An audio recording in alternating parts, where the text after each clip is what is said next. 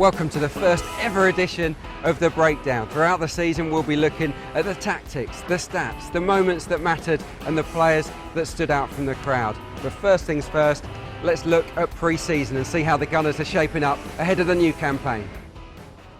Let's kick things off with the new boys, and hats off to Arsene Wenger for recruiting 3 world-class talents in the prime of their footballing careers.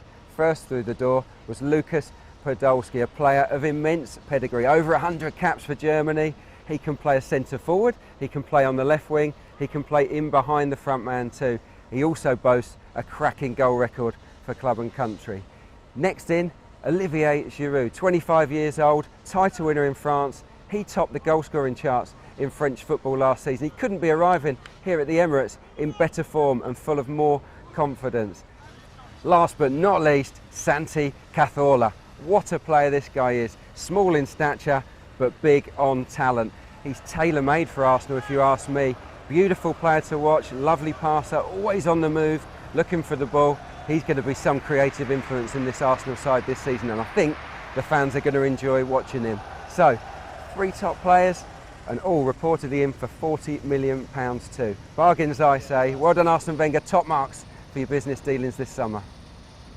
So how are we looking tactically? Well, formation-wise, I expect more of the same this season with the traditional 4-2-3-1 formation. It was used in pre-season and it worked pretty well. But there have been some minor tweaks here and there, one of which is the use of Alex Oxlade-Chamberlain. We're used to seeing him on the right flank, on the left, but during this pre-season, Arsene Wenger's utilised the England man in central midfield, and the youngster is impressed, driving forward, attacking the heart of opposition defences. He hit the post twice against Manchester City and won a penalty in Cologne. Perhaps that's where we'll see him more often this term. The big question I wanted to know the answer to this summer was, where would Podolski and Cazorla fit into this Arsenal side? And we had a few clues out in Cologne in the last friendly. Lukas Podolski can play anywhere along the front line, but he started out wide on the left and he did ever so well, scoring twice. But in the second half, he did switch to centre forward, where he did equally well, I have to say. As for Cazorla, he can play out wide on the right, on the left as well. But Arsene Wenger played him in behind the front man, and for me, that's got to be his best position. He loves to receive the ball, find pockets of space and make things happen. And I think we're going to see a lot of that from him in an Arsenal shirt this season.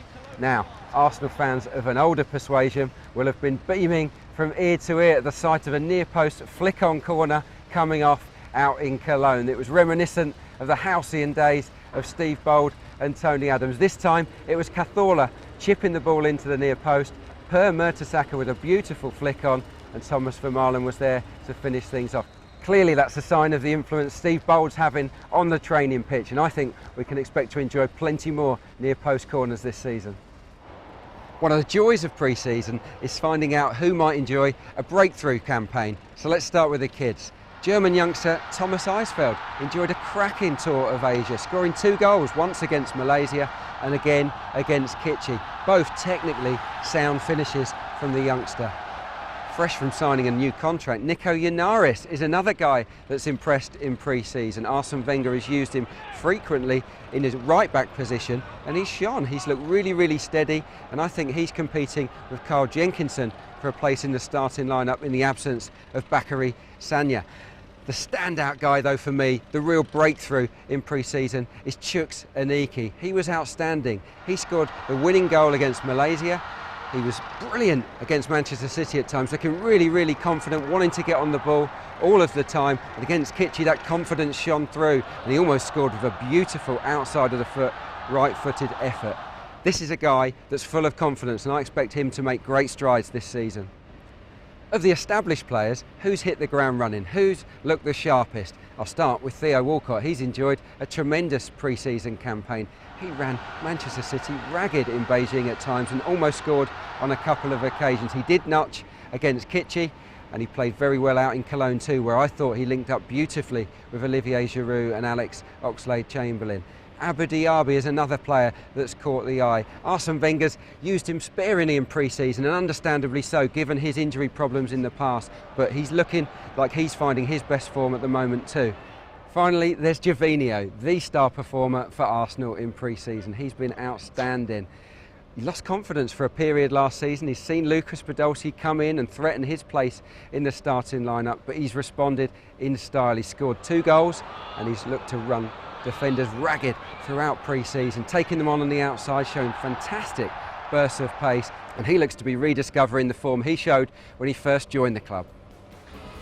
So what have we learned from pre-season? Okay, the results haven't been fantastic, but it's the makeup of the squad, it's the competition for places and the new signings that excite me the most, and it's why I think Arsenal are going to challenge much closer this season.